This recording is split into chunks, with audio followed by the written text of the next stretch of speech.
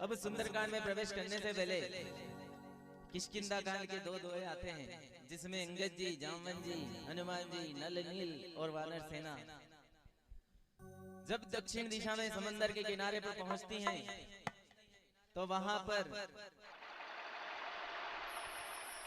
समंदर के किनारे पर जटायु के भाई संपाति जी उनसे मिलते हैं। संपाति जी एक गुफा में बैठे हैं, वानर सेना को आता हुआ देखते हैं तो मन में विचार करते हैं कि भगवान ने बड़ी कृपा करी है, बहुत दिनों से भूखा था, आज इन वानरों को खाऊं और अपनी भूख मिटाऊंगा। क्योंकि जाति से गिद्ध है, मांसाहारी हैं, तो सबसे पहले वानरों को आता हुआ देखा तो मन में यही विचार आया कि आज इन वानरों को खाऊंगा और अपनी भूख मिटाऊंगा। भगवान ने बड़ी कृपा करी कि आज इन्हें मेरे पास भेजा है। तो जैसे ही उन्होंने सोचा, मुख पर आया तो वानरों ने सुन लिया, तो वानर अंदर ही अंदर चर्चा करने लगे कि एक वो गिद्ध था जटायु, जिसने राम जी की सेवा में रावण से युद्ध करते हुए, माता सीता को छुड़ाने के लिए रावण से युद्ध करते हुए अपने पर कटवा लिए और वीर गति को प्राप्त हुआ। और दूसरा ये गिद्ध है जो राम जी के कार्य में बाधा उत्पन्न करने की बात कर रहा है, यानी हमें खाने की बात कर रहा है।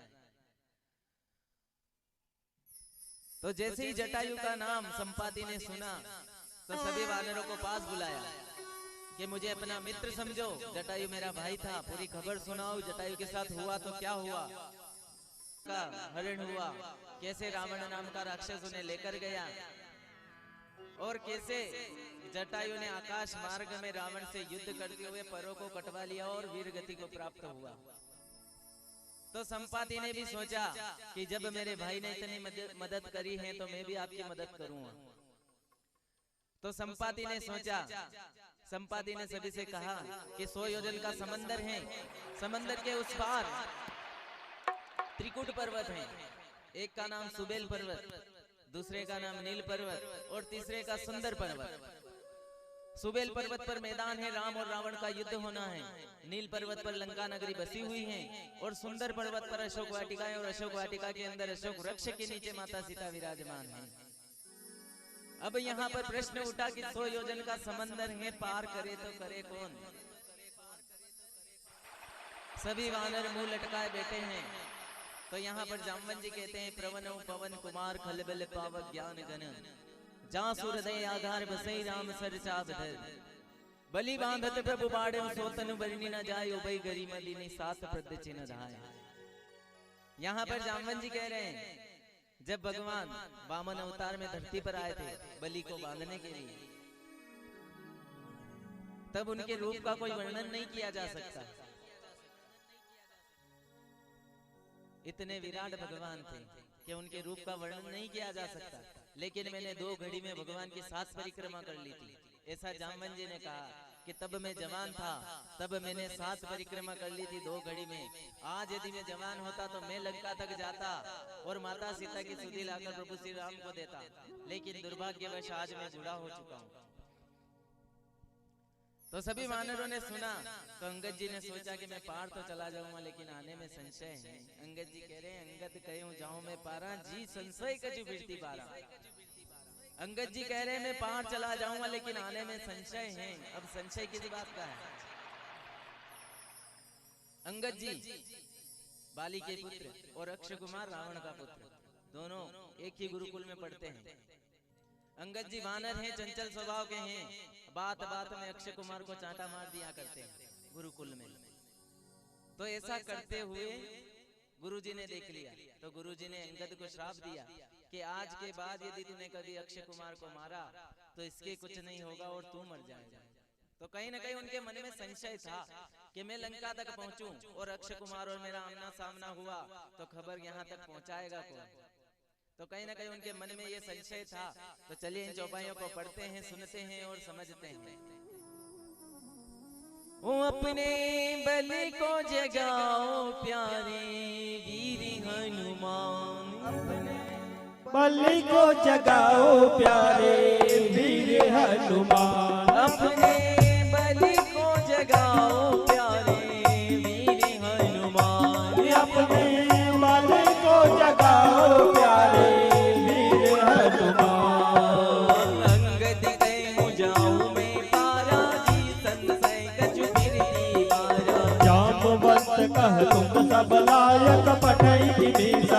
करनायक। रीछपति सुनु हनुमाना, चुप साधी रहे बलवाना। पवन तनय बल पवन समाना, बुद्धि विवेक विज्ञान निधाना। अंगद कहूँ जाऊँ मैं पारा, जी संशय कछु फिरती बारा। जामवंत कह तुम सब लायक, बटई के मैं सब ही करनायक। अंगद जी कह रहे मैं पार चला जाऊंगा लेकिन आने में संशय है। तो यहाँ पर जामवंत जी कह रहे हैं तुम सभी लायक हो, जा सकते हो, आ सकते हो, लेकिन इस कार्य करने के जो नायक हैं वो कहाँ पर है। कहीं रीछपति सुन हनुमाना, काचुप साधी रहे बलवाना। पवन तनय बल पवन समाना, बुद्धि विवेक विज्ञान निदाना।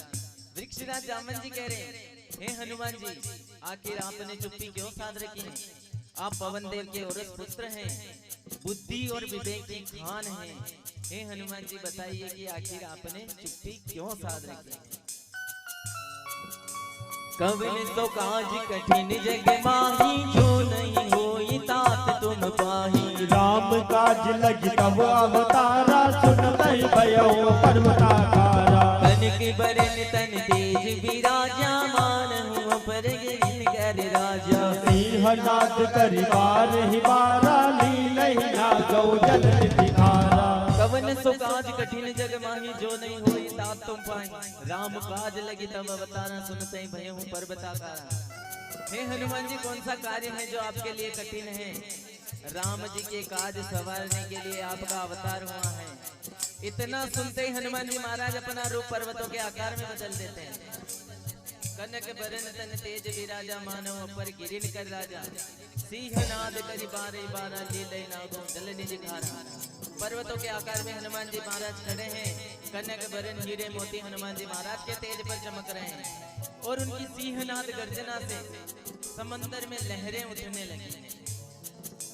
सहित सहाय राम नहीं मारी, ताने हाथ कोटे कुफारी। जामवंत में पूछे तो ही, उचित सिखावत दीजे मोहि। कितना करूं तात तुम जाई, सीता देख कहे सुधि आई। तब निज भुज बल राज बनेला, कौतुक लागी संत कपिसेना। सहित सहाय राम नहीं मारी, आने हुई हाथ कोट पारी। जामवंत में पूछे तो ही, उचित सिखावन दीजो मोहि। अब हनुमान जी को उनकी शक्ति याद आ गई। तो हनुमान जी महाराज जामवंत जी से कहते हैं आप केवल लंका तक पहुंचने की बात कर रहे हैं, मैं तो रावण को मारकर त्रिकुट पर्वत उठाकर ला सकता हूँ। लेकिन हे जामवंत जी मुझे बताएं कि मैं लंका तक जाऊं तो करूं तो क्या करूं? तो इतना करूं तात तुम जाई, सीता ही देखी कहूं सुधि आई। तब निज भुज बल राजीव नैना, कौतुक लागी संग कपि सेना। हे हनुमान जी आप जाएं, माता सीता की सुधि लें और प्रभु श्री राम को दें। राजीव नयन श्री राम स्वयं लंका पर चढ़ाई कर दें। सेना तो केवल प्रभु ने खेल कूद के लिए रखी है। कपिसेन संग संगारि, निश्चर राम सीतैया नहीं। लोक पावन सुजस सुर मुनि नार, राजीव भाजहि। जो सुनत गावत कहे, समुझत परम पद कर रावहि। रघुवीर पद पादो, जमन कर दास तुलसी गावहि। भव बेशक रघुनाथ जसुरामा, सुनई जे अरुणारि सिया रामा। बिना कर सकल मनोरथ रामा, सिद्ध करई सिरारी सिया रामा। नीलोत्पन्न तन श्याम, काम कोटि शोभा अधिक। सुनई तासु गुण गाम, जासु नाम अग खग बधिक। सुनाम अग खल बधिका। श्री गणेशाय नमः। श्री जानकी वल्लभो विजयते। श्री रामचरित मानसम, पंचम सोपान सुंदरकांड। शांतम शाश्वत प्रमेह मनगम, निर्वाण शांति प्रदम। ब्रह्मा शंभु फणेन्द्र सेव मनीषम, वेदांत वेद्यम विभुम।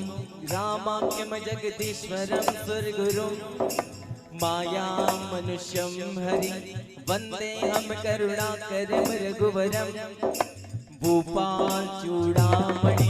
नाना ज्ञान स्पृहा रघुपते हृदये स्मदीये सत्यं वदामि च भवानि किलान्तरात्मा भक्ति प्रजप रघुपुंगव निर्भरामि कामादिदोष रहितं कुर्वान् समझ अतुलित बलिदामं हेमशैलापदेहं तनुजीवन किशानु ज्ञानिनामागगण्यं सकल गुण निधानं बालिदानामधीशं रघुपति प्रिय भक्तं वात जातं नमामि रघुपति प्रिय भक्तं वात जातं नमामि रघुपति प्रिय भक्तं वात जातं नमामि।